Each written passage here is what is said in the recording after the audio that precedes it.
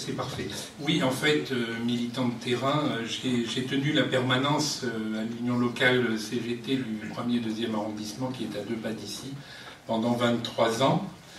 Bon, j'ai une assez longue expérience donc, du contact, et maintenant, en fait, je traite en gros les litiges qui me sont adressés par un DECOSA national qui concernent les départements où on n'a pas de représentation, et ceux où la représentation départementale est un petit peu en difficulté pour traiter les litiges. Alors c'est vrai que... Et puis j'ai fait une ou deux expériences de testing de terrain en accompagnant des clients fragiles. Je vais parler, hélas, sans vouloir fâcher ma camarade du bout de la table, beaucoup de la Banque Postale. Alors d'abord en bien, parce que c'est qu'un mail qui nous reçoit et qui, quelque part, dans des réunions de concertation, nous permet un peu de nous exprimer. Mais là aussi, en fait, le décalage est très grand entre le discours des communicants et les pratiques de terrain. Je peux commencer par cette expérience de testing que j'ai menée avec un ressortissant chinois. Elle a fait l'objet... cette expérience a été reprise par le médiateur, page 44 de son rapport 2017, par le médiateur du groupe La Poste. Et en fait, on se rend compte que le droit au compte est quelque chose de très compliqué, y compris dans un bureau de poste. Donc je prends rendez-vous avec mon monsieur, là, mon client potentiel qui voulait ouvrir un compte à la Banque Postale. Donc on prend le rendez-vous, je l'accompagne, j'explique que dans le cadre des lois contre l'exclusion, j'ai la possibilité d'accompagner comme militant consumériste un consommateur qui va peut-être faire valoir son droit au compte. Et évidemment, la conseillère est un petit peu déstabilisée, mais ce n'est pas pour autant qu'elle ouvrira le compte demandé. Mon ressortissant chinois, en l'occurrence là, mon petit cobaye dans le 13e arrondissement, qui est pourtant quand même un quartier où les Asiatiques doivent représenter 30 000 habitants sur 200 000, repartira dans un premier temps avec un livret A. Là, on est très spontané à la poste pour ouvrir un livret A. Ensuite, pour le compte courant, c'était plus compliqué. On lui répond négativement et je demande une lettre de refus qu'on ne me fait pas. Elle me dit, c'est le service, il faut vous rapprocher du service financier et vous aurez votre lettre de refus. Alors évidemment, j'ai continué la démarche et là où c'est assez tordu, mais ça devrait avoir changé compte tenu des échanges que j'ai eus avec Philippe Val, mais s'il y a des gens de la Poste, ils pourront me le dire.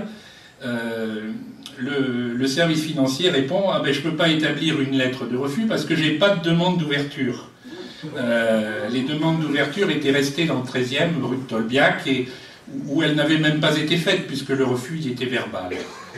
Donc évidemment, je remonte au médiateur qui a rendu un avis qui est favorable à l'ouverture de ce compte. Et finalement, ça fait après 5 mois, hein, je retourne dans la rue de Tolbiac et on retombe sur la même conseillère très ennuyée, mais qui évidemment accepte d'ouvrir le compte. Donc c'est quand même une bagarre extrême, quoi, y compris dans la banque postale et citoyenne, qui a rencontré l'UNAF il n'y a pas très longtemps, j'ai lu le compte-rendu, et c'est pas le discours qu'elle tient. Alors il y a sans doute un grand décalage entre ce que je disais tout à l'heure, les communicants, et puis quelque part, on va dire, des injonctions contradictoires au niveau des directions des bureaux de poste, parce que en plus, le directeur de bureau de poste, j'ai demandé à rencontrer 2 fois, il n'était jamais disponible. Il envoyait sa conseillère au front, et lui-même se cachait un petit peu en retrait. C'est un petit peu désespérant comme situation. Et donc la conseillère, ce qui est assez... c'est quand même assez singulier, mais ça se passe dans le 13e, c'était manifestement une Vietnamienne, fille de Boat People, qui avait été très emmerdée de nous répondre ça, parler simplement, la première fois, et qui me remercie pour l'action qu'on mène dans ce domaine-là. Mais elle me disait effectivement qu'on lui avait dit de ne pas l'ouvrir, le compte. Et elle me dit, mais on dysfonctionne aussi sur d'autres choses. Sur justement cette tarification particulière pour la clientèle fragile, ici, bureau de poste du 13e, à cette époque, en 2017, on ne l'applique pas. on ne l'applique que pour nos clients qu'on a interdit nous-mêmes et qu'on a fiché au FCC. Les autres, ils font comme ils peuvent, ils vont voir ailleurs, ou je sais pas, ou ils payent plein pot. Donc voilà, ça c'est la vraie vie, quoi. C'est la vraie vie, c'est pas le discours. Et donc, dans nos réunions de concertation, j'ai essayé de mettre ce problème à l'ordre du jour. Je n'y suis pas vraiment arrivé parce que on est concerté quand on nous présente des nouveaux produits. On n'a pas vraiment la voix au chapitre sur le contenu des concertations. Par le biais d'une question diverse, j'ai réussi à amener Philippe Val à s'exprimer là-dessus. Et il m'a dit, je le sais, ce problème-là, il est connu. C'était donc en décembre 2017. C'est en train de changer. On va pouvoir éditer dans les bureaux de poste les lettres de refus de compte.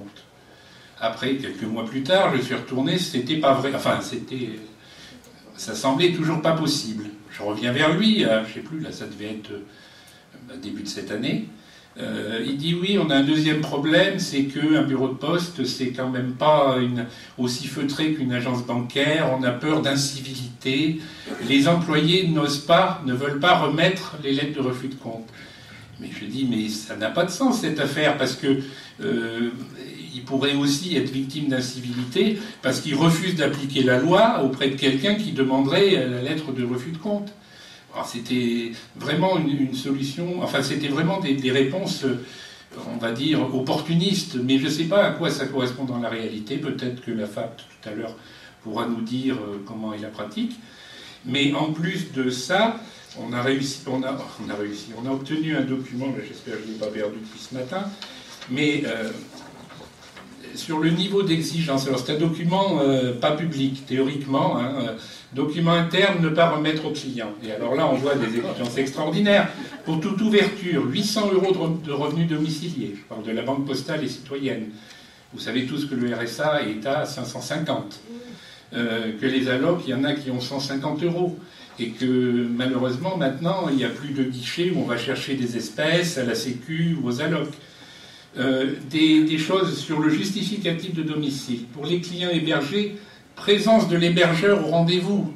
Quelqu'un qui héberge quelqu'un mais qui bosse, il va en plus l'accompagner, ouvrir son compte. Le prénom du client doit apparaître sur la facture et non celui du conjoint. Combien ont une facture EDF au nom de leur conjoint parce qu'avant, il n'y avait qu'un seul nom. C'est relativement récent qu'on mette des factures de justificatif de domicile à deux noms.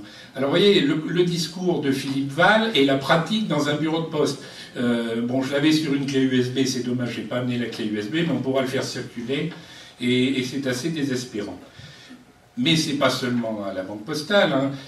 Valérie, qui est dans la salle, doit se rappeler, alors c'est ancien, j'étais encore en activité, donc c'est à peu près 4 ans, quand on s'est rendu chez une banque qui communique aussi volontiers sur sa vocation sociale, le crédit coopératif, pour ouvrir un compte pour un petit syndicat CGT du GIE Crédit Cureuil, où on était pratiquement de force dans l'agence bancaire du 17e arrondissement, que le banquier, le directeur, ne voulait pas donner ni lettre de refus ni ouvrir le compte, et qui finalement l'a ouvert parce que la lettre de refus aurait circulé dans toute la CGT et qu'il y a beaucoup de comptes CGT au crédit coopératif, ça faisait désordre.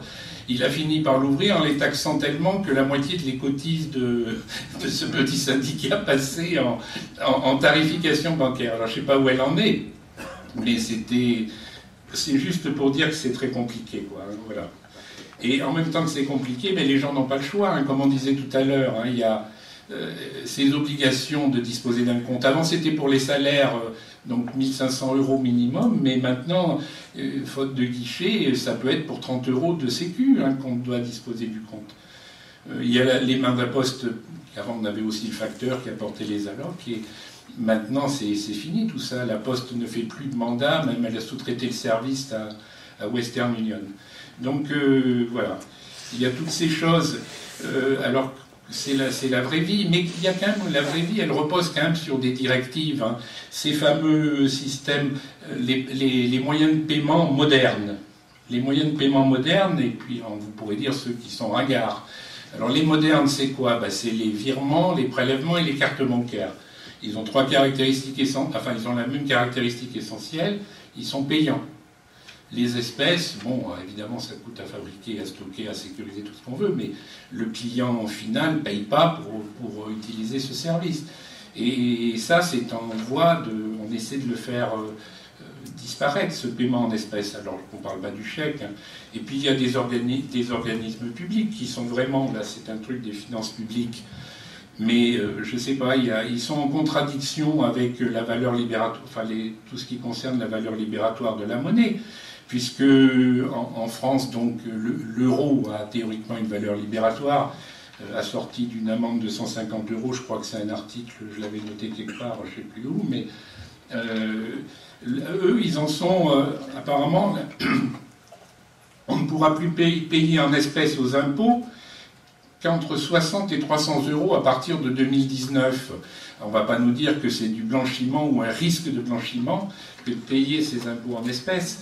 Donc il y a toutes ces contraintes, on va dire, qui imposent la disposition d'un compte et de disposer d'un compte et donc de passer à la caisse, surtout si on a des incidents. Quoi.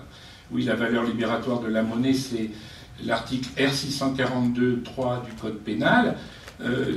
Voilà, donc les impôts, alors je ne sais pas s'ils ont s'ils peuvent déroger au Code pénal, on ne sait pas, mais sinon ils vont devoir s'imposer des amendes de 150 € chaque fois qu'ils refuseront un paiement entre 300 et 1000 €, puisque c'est 1000 € la limite qui avait été fixée pour les paiements en espèces en France, donc, sauf pour les casinos où c'est 3000, mais tout ça avec l'idée de lutter contre la fraude fiscale et le blanchiment.